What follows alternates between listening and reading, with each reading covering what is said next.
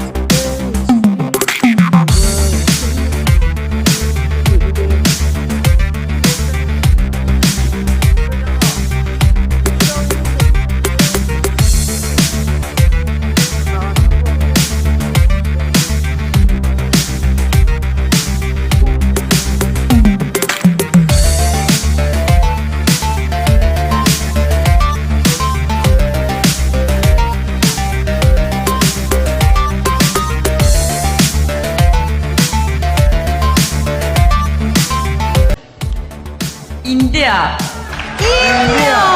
Best Physique winner, India. Congratulations.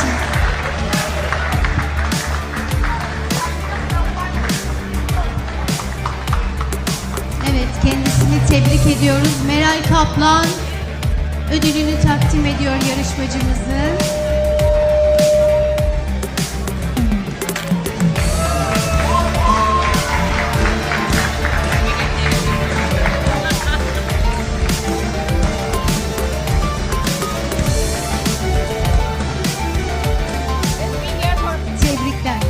Böyle bir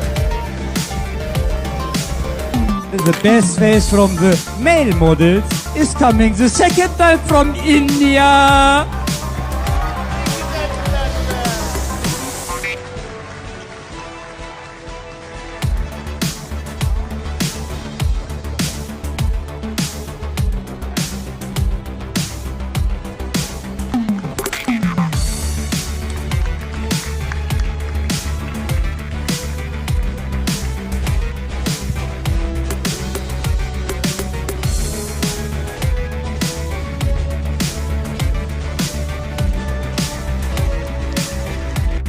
India.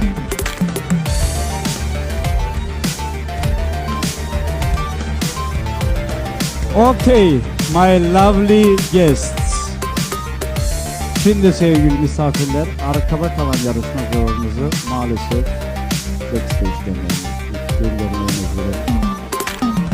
My lovely candidates, you know me all. I love you.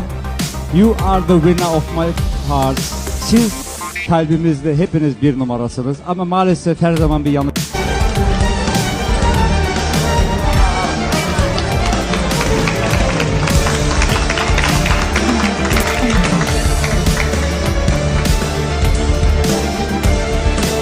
teşekkür ederiz.